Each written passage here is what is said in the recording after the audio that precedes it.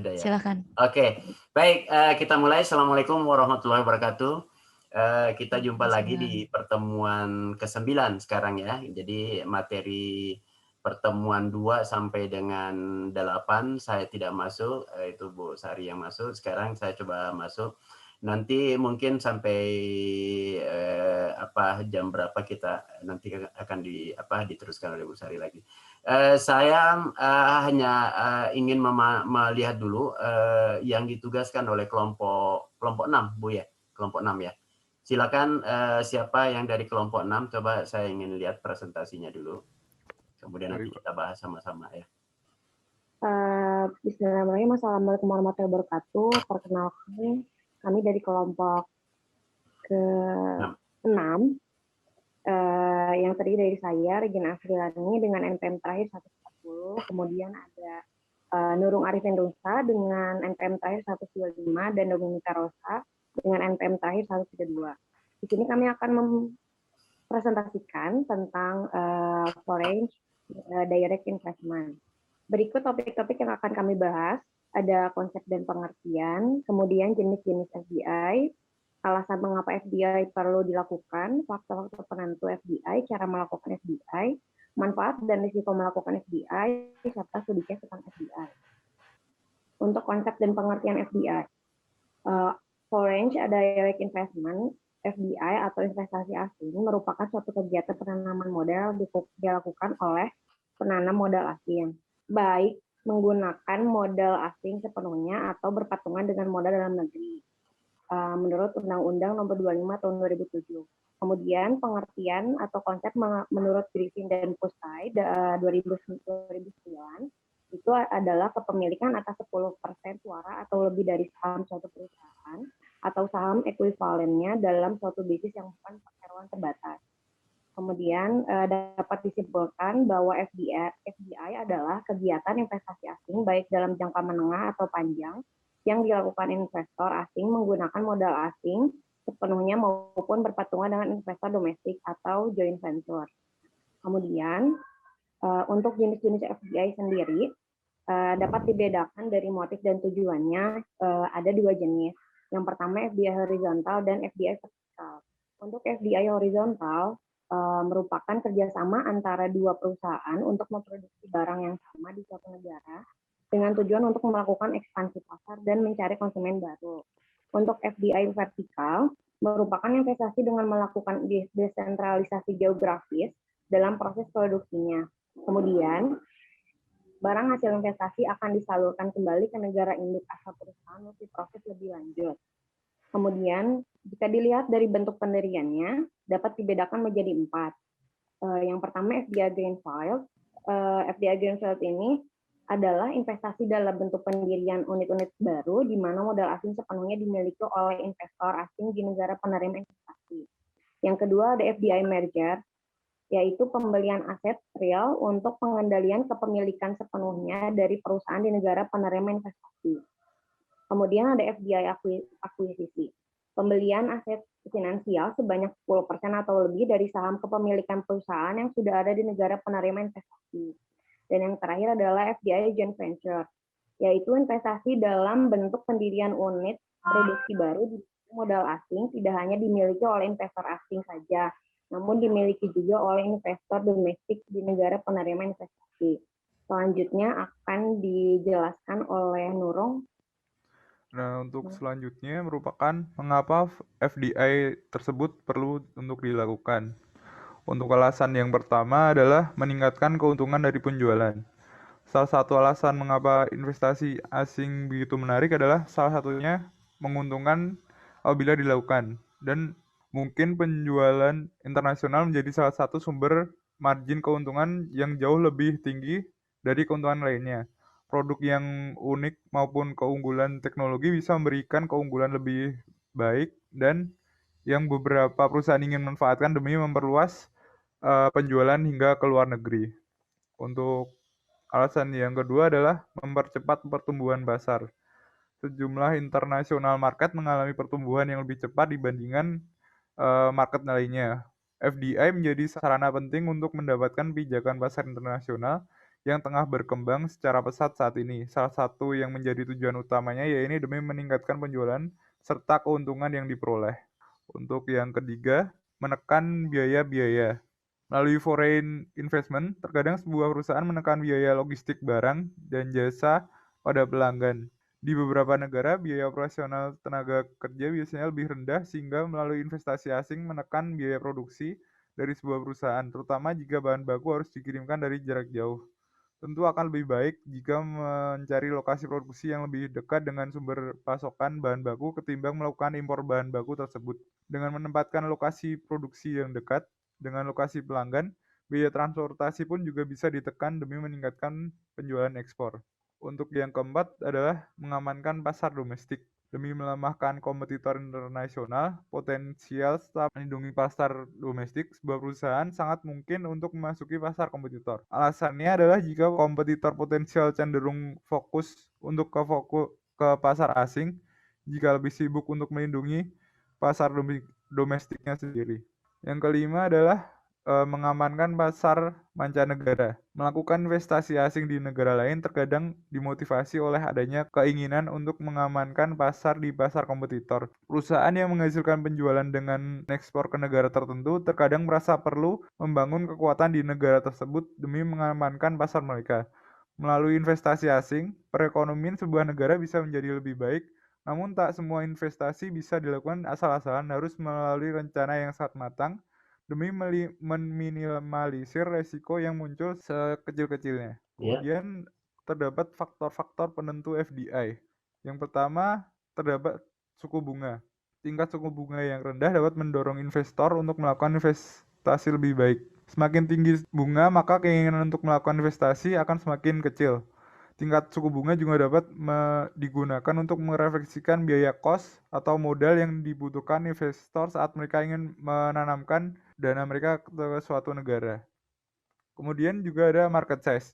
Market size sering dihubungkan dengan perkembangan ekonomi suatu negara. Apabila market size suatu negara tergolong besar, maka potensi untuk berinvestasi semakin tinggi. Di dalam perekonomian suatu negara, market size seringkali diproyeksikan sebagai populasi, pertumbuhan ekonomi, maupun pendapatan nasional ataupun GDP. Besarnya pertumbuhan ekonomi negara setiap tahun merupakan salah satu indikator ukuran ekonomi mengenai besarnya pasar yang dalam jangka panjang dan dapat menjadi daya tarik bagi investasi asing. Kemudian juga ada depresiasi nilai tukar. Dalam kaitannya dengan FDI, nilai tukar dapat berpengaruh dari sisi jumlah total modal asing yang masuk ke dalam suatu negara dari penanaman modal asing tersebut. Kemudian ada cara-cara untuk melakukan direct investment. Investasi asing bisa dilakukan dengan berbagai cara, salah satunya dengan membeli sebuah perusahaan yang berdiri suatu negara atau juga menanamkan modal membuat sebuah perusahaan baru di negara bersangkutan. Seperti yang dikatakan Regina tadi, foreign investment pun biasanya juga ditandai dengan adanya pembelian saham perusahaan suatu negara. Pembelian tersebut biasanya dilakukan sekitar 10% dari perusahaan dari perorangan maupun negara lain. Kemudian yang kedua ada cara lain untuk melakukan direct investment, biasanya juga berupa kegiatan pembelian maupun pembangunan konstruksi pabrik, pembelian lahan oleh investor asing, bentuk dari kepemilikan tanah ataupun bangunan investasi asing langsung. Ini biasanya bersifat penuh atau hampir penuh. Terus ada manfaat dan resiko melakukan FDI. Untuk manfaatnya yang pertama, memperkuat stabilitas perekonomian suatu negara dengan memungut pajak atas keuntungan perusahaan multinasional dan ikut serta secara finansial dalam kegiatan mereka dalam negeri. Pemerintah negara-negara berkembang berharap bahwa mereka dapat turut memobilisasikan sumber finansial dalam rangka membiayai proyek-proyek secara lebih baik. Untuk yang kedua, itu mempercepat perkembangan teknologi suatu negara. Perusahaan multinasional akan membawa pengetahuan teknologi yang tentu saja dinilai sangat maju oleh negara berkembang mengenai proses produksi, sekaligus memperkenalkan mesin-mesin dan peralatan modern kepada negara berkembang tersebut. Untuk yang ketiga, Dengan adanya investasi asing, perusahaan lokal melakukan ekspansi global. Perusahaan multinasional juga berguna untuk mendidik para manajer lokal agar mengetahui strategi dalam rangka membuat relasi dengan bank-bank luar negeri, mencari alternatif pasokan sumber daya, serta memperluas jaringan-jaringan sampai ke tingkat nasional. Kemudian juga ada resikonya melakukan FDI. Yang pertama adalah penyediaan modal sebuah perusahaan multinasional menyebabkan penurunan tabungan investasi domestik. Karena persaingan yang tidak sehat sebagai hasil dari perjanjian pemerintah antara swasta. Hal tersebut bisa menimbulkan penurunan tabungan investasi domestik. Yang kedua adalah jangka panjangnya dapat memperburuk defisit neraca transaksi berjalan karena impor besar-besaran.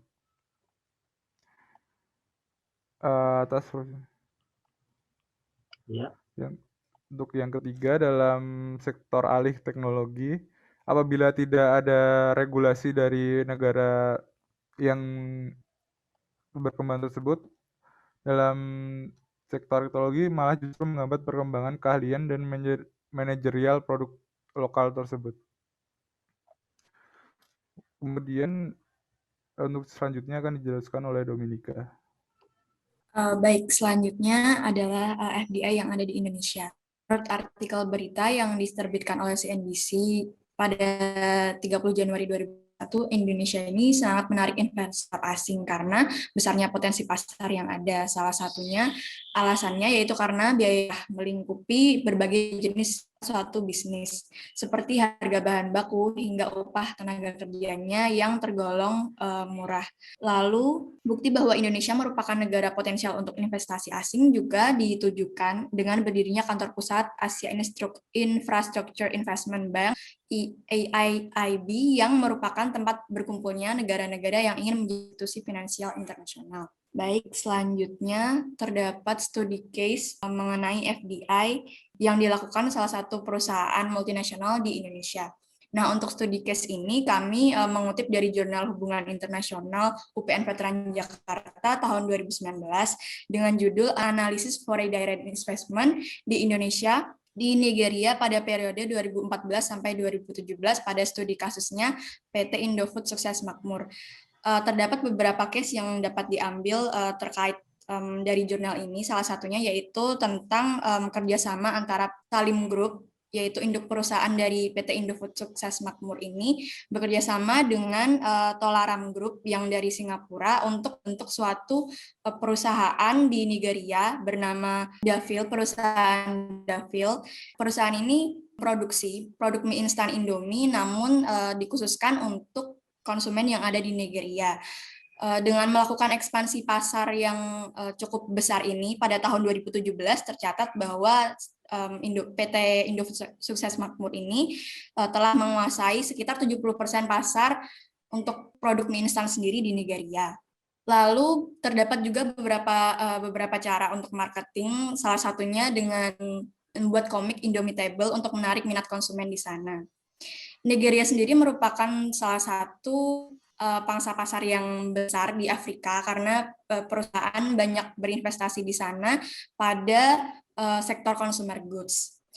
Lalu yang dapat kita highlight dalam studi case ini, perusahaan PT Indofood Sukses Makmur ini bekerja sama dengan Tolaram Group merupakan contoh dari FDI horizontal. Lalu Davil sendiri termasuk dalam kategori equity joint venture karena Salim Group dan Tolaram Group ini sepakat mendirikan perusahaan legal yang memproduksi suatu produk baru di negara asing dan dengan tujuan untuk melakukan ekspansi pasar dan mencari konsumen yang baru. Baik, sekian presentasi dari kelompok kami, kurang lebihnya mohon maaf. Terima kasih. Terima kasih kelompok ini ya, kita beri aplaus dulu ya biar lebih semangat. Oke, ini menarik ya. Jadi saya ingin mengulas sedikit tentang apa itu FDI sebelum nanti kita diskusi. Jadi salah satu bentuk bisnis yang membedakan antara bisnis domestik kemudian bisnis internasional, bisnis multinasional, kemudian bisnis global, bisnis transnasional. Kalau secara teori itu sebenarnya semua itu memiliki perbedaan yang mencolok, tetapi dalam prakteknya kadang kita susah membedakan antara bisnis internasional dengan bisnis multinasional. Nah, multinasional itu salah satu contohnya adalah FDI ini. Jadi FDI ini menunjukkan bahwa satu nanti perusahaan itu diatur oleh banyak negara. Logikanya seperti ini. Misalnya, kalau kita misalnya hanya melakukan ekspor, misalnya ekspor ke Jepang, ekspor ke Malaysia, ekspor ke beberapa negara, kemudian nanti juga kita melakukan impor dari beberapa negara, itu secara teori kita bisa mengatakan bahwa itu adalah bisnis internasional. Artinya apa?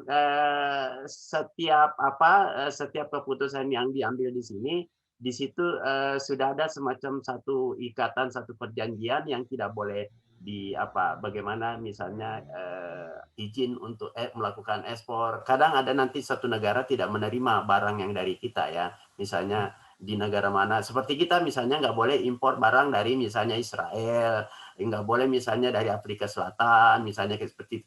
Nah ini artinya bahwa ada perjanjian-perjanjian yang sudah disepakati dan itu bisa dijalankan. Jadi bisnis internasional mengikat dalam konteks ini, artinya kalau itu kejadiannya di Indonesia maka diatur sepenuhnya oleh Indonesia. Kalau itu kejadian Jepang diatur sepenuhnya oleh Jepang. Jadi artinya masih diatur oleh satu negara bisnis internasional, itu pengertiannya, logikanya ya. Tetapi kalau multinasional misalnya seperti yang ini, melakukan misalnya investasi langsung, misalnya dari Jepang investasi langsung ke Indonesia. Nah, perusahaan yang melakukan investasi langsung ini tadi yang ada di negara Jepang atau ke Indonesia tadi, itu sudah diatur oleh dua negara, bahwa negara Indonesia mengatur masalah misalnya kebijakan pajak yang ada di Indonesia, kebijakan perekrutan karyawan. Seperti saya contohkan misalnya perusahaan Coca-Cola, itu sudah diatur oleh banyak negara, maka Coca-Cola itu disebut perusahaan multinasional. Jadi saya ingin menunjukkan bahwa salah satu bentuk praktek yang membedakan antara bisnis internasional dengan multinasional, contohnya adalah FDI ini. Perusahaan melakukan investasi pada fasilitas baru dalam rangka memproduksi dan atau memasarkan suatu produk dalam negeri. Jadi artinya yang tadinya orang Amerika memproduksi di negaranya sendiri, kemudian dia lihat incer di Indonesia, lokasinya bagus untuk produksi, dilihat dari sisi misalnya tenaga kerjanya murah, terus prosedurnya tidak terlalu berbelit-belit,